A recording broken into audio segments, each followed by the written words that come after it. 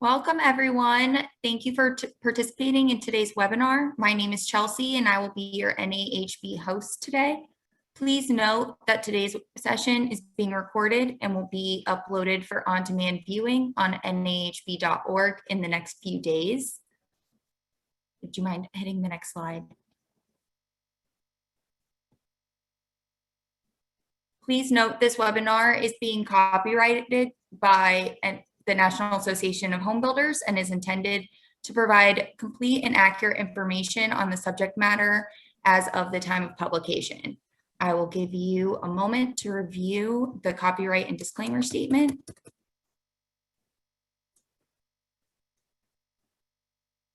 I will now turn the presentation over to today's first speaker, CJ. Take it away.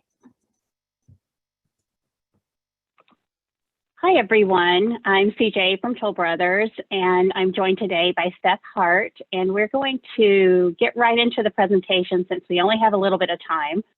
So I just wanted to say hello, and we're looking forward to today's presentation.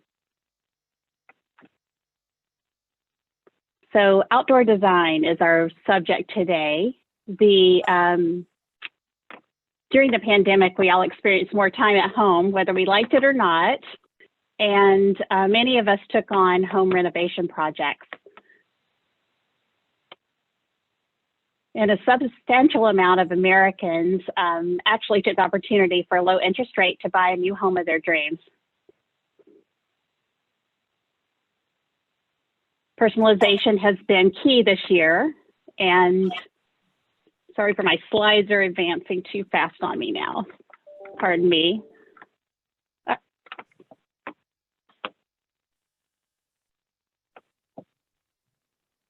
Okay, so one of the largest trends that we've seen is toward outdoor living. So after nearly a year of confinement, our outdoor spaces have become sanctuaries of solace and sanity. Naturally, landscape design has become top of mind, and even those who call city apartments home are finding ways to integrate the gentle presence of nature into their dwellings. So we're going to talk today about the title of Designing Outdoor Living for Staycations, Grill Masters, and Entertaining.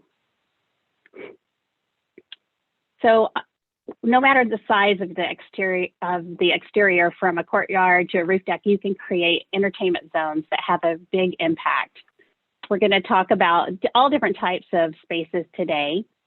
We're looking at a number of projects that have integrated really interesting outdoor living concepts. This one I call Outposts. Personal sanctuaries at home are very important during these times. So outposts ranging from she sheds to covered outdoor kitchens are more coveted than ever. I would just love one of those she sheds myself.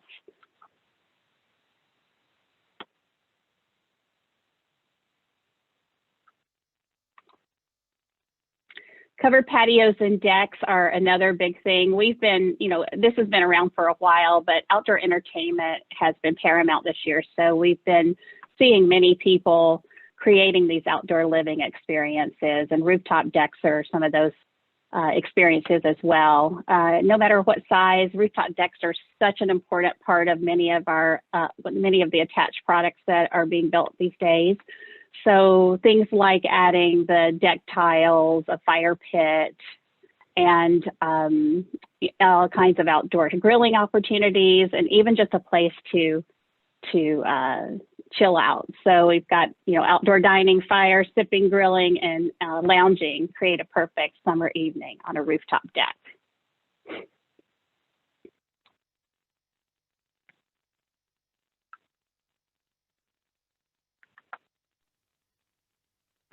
So access to outdoor living and the design axis is very important. So when we plan a home, pardon the delay there, when we plan a home, we want to make sure there's a central access on from the back to the front of the house. We want to be sure that when we can see our homes, when we start the design process, we want to make sure that you can see, here we go, see from the front door all the way back to the pool, and then open up the view as we get into the great room. So this is a really important part of design when you're working with your architects. We want to make sure that we take full advantage of the view, and especially the experience of looking through the home. It visually expands the size of the home and creates the interior and exterior connection. You can see a couple of examples of this. Looking through the home just makes everything look much bigger. We don't always have that opportunity, but when we can, we like to have the sliding doors and look out into a beautifully landscaped yard. So the connection between indoor and outdoor, it kind of, it's important to blur the lines between the indoor and outdoor rooms. In so many cases, we try to use the tone. So the tone inside the house, say the wood color that we use, we try to match with our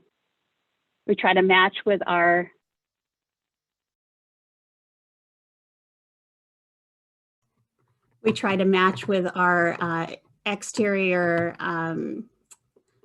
tile color, so that we have this connection. So you blur the lines between interior and exterior. So it's really interesting, because if you look at the photo in the bottom left, you can't even tell that's an outdoor room, but it's actually a part of a covered deck area connected to an outdoor area connected to the home.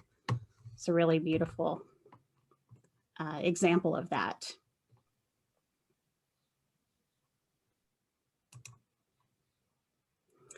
Maximizing the view. These are really great perches that we create. We want to make sure that we have an idea that we want to execute, where we have these little areas like a place to relax, a place, and this observation deck is a very interesting idea too. Someone wanted to have a observation deck complete with a telescope looking out into space.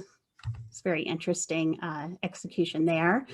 Serenity is important. These are some beautiful examples of outdoor entertainment spaces, including an outdoor bathing tub. So a retreat actually right off the primary bedroom.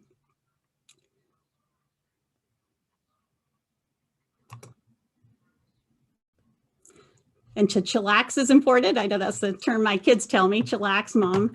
So these are really great areas where you can actually rest and relax. And I love this yoga retreat area over a pool. It's very interesting. And so the big message is home is sanctuary. We want to make sure that we have a beautiful environment for outdoor entertaining and being able to really enjoy our family time and friends during this wonderful year that we've had recently. This is a great concentration of creating a place that we can all spend time with those we love and create a home as a sanctuary.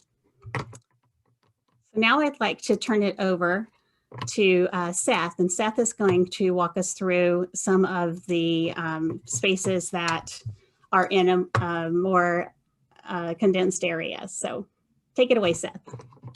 Thanks, CJ. Appreciate it. That was those were great slides, and CJ did a fantastic job of showing how we can really amenitize and stylize these outdoor spaces. And so now what I want to do is kind of shift gears a little bit and show how we can actually create some of these outdoor spaces, especially within the context of some denser product type, because I think there's a lot of push going that way, but outdoor living is still a super key component to being able to make these more dense product types live and work really well. So I'm going to start here with an alley loaded product type. This is something we've all seen a lot of. Very common with these. They're typically long lots, narrow lots, and so we have to use a side courtyard for that side yard experience to create our outdoor living. So what's super critical with these is to carve out space within the context of the building envelope. As you can see here, between the foyer and this outdoor room, we're actually carving about 8 feet out of that building envelope to really expand the width of the courtyard, provide a much more enhanced outdoor living space. And then the other thing you notice is we don't cover that whole space, because if you picture another house 10 feet away and that's covered, you're going to have a lot of, it's going to feel a lot darker, not quite as light and bright. So that's where we actually have the covered outdoor room that you see back by the garage in this plan. So now we have our covered outdoor space, uncovered outdoor space, lots of light, really bright, lives well. And then also when you look at the floor plan, and anytime you're doing these kind of side yard homes, is really think about the home as an active and passive home, where on the bottom of the floor plan, you see lots of glass, lots of light living out to that outdoor space. And on the top side of the plan, you see less glass, high windows, and frosted windows even, so you create privacy for the unit next door. And then also think about this even from a planning aspect. This is obviously an end lot condition, both photos you're seeing. Take advantage of those end lot conditions, give yourself some extra space, really enhance that side yard living. And, really it's going to create high lot premiums for those end lots beyond just it's a, corner lot. So also look at that from a planning aspect. This is kind of an interesting concept. We're seeing a lot more multi-gen plans, ADUs, things like that. This plan is meant to either be a multi-gen or an ADU. And the current one you're seeing here in the color, that's an ADU for this plan. So it's got its own private entrance, and we have a dedicated parking spot. But what we're doing with this one is actually opening up the side of that garage bay, leave the garage door on there so you can privatize it from the street. But if you don't park your car in there, then that doubles as a covered outdoor room. And so now that outdoor room really enhances the side courtyard area. It still can flow out to the side. You get, natural light, you have a place to put a barbecue, what have you, or you can park your car in there. And then the other thing to think about is if you really want privacy for that parked car, or not necessarily privacy, but security, we can narrow that width up as well and put sliding barn doors on there. So you could close the barn doors, lock that off, really create a private secure parking space, or open it up, and now you've got a really cool outdoor room. So think about flexibility. A lot of everything that's coming out of the COVID, when people ask, I think flexibility, but outdoor living and how you can create flexibility in that as well. And so this is actually even a more compact product. These are little cottage footprints, about 1,200 square feet, 2 bedrooms. But even when we're trying to figure out how we can get as much density as we can, we're thinking, how do we get private outdoor living space? And so for this one, we detached the garage, created a nice private courtyard between the garage and the home, still have a 2-car parking space. The outdoor parking could even be an expansion of that outdoor living, similar to what we just previously saw. Excuse me. Or we could even take the garage, put it between the units. Now we've just created a townhome product type, amplified our density, created shallower lots, but by putting our second parking space with a full drive apron off that alley, now that enables us to have this nice private outdoor living space off the rear yard. Once again, a place to have a barbecue, private event kind of spaces, where even on the front, as you see in the front perspective, we still have nice front porches addressing the street, kind of that public outdoor living space, and then the private off the rear. And then, even with this plan, you could flip that garage and make this a front loaded product. And then that rear yard even gets a little bit wider, which is nice. Now, let's look at a detached townhome, essentially. This is a 3-story unit, very, very much a townhome layout, except we put these 6 feet apart. Once again, one of the key design drivers for this is how are we going to do outdoor living? Where do you walk Fido? That's always the question. How do you let the dog out? So for the middle units in these, we actually gave about a 15-foot deep front courtyard from the patio space. So you have a nice little low fenced in front courtyard. On the end units, once again, thinking about planning, giving ourselves lots of extra space and really utilizing that side courtyard, as you can see on the left image here. And then what's really interesting about this product is we offered all of these covered balconies at the second floor directly off your living level as options. And so you could option as an open air deck, as a covered deck. And as you can see, the covered deck was a popular option. It seems like everyone's taking them. But what was really interesting as you go and see this community as it's developed is as these decks are selected or not selected, it actually kind of furthers to enhance the street scene and create more articulation and character amongst the different options that are selected. So not only does it provide this great outdoor living space, but it also helps it break up the elevations and the community aesthetic.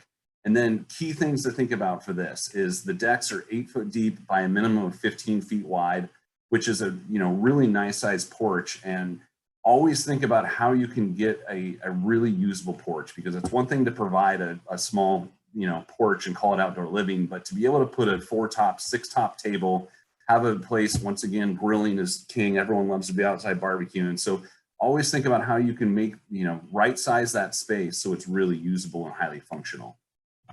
And then, as CJ touched on, the roof decks. I mean, these are most killer spaces. As you get to density, if you can get up to that roof deck, this is absolutely, one of the most crucial aspects. Once again, same thing, the wood flooring really gives it a nice, rich, warm feel. But what I really want to focus on here is how you create privacy. And think about how you can alternate stair locations and different things like that. So in the image on the right-hand side, that's actually the stair tower for the unit next door that creates that privacy barrier between units. And then this unit's the stairs at the rear. And so, you can think about how you start staggering those spaces and creating that buffer zone between units so you're not high-fiving your neighbor on your roof deck.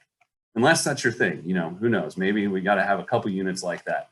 And then this last one I'll share with you here, same kind of thing. The roof deck, it's a small, compact little space, but just like CJ's images that she showed that I really liked is the trellis elements, how you can create something really textural and interesting, create that shade and shadow effect, put lighting up in there. Really nice to, make a small space live really special. But what's interesting with this is, as you see in that elevation, we have these big white parapet fin walls that articulate the elevation and look like a really kind of enhanced feature from the street.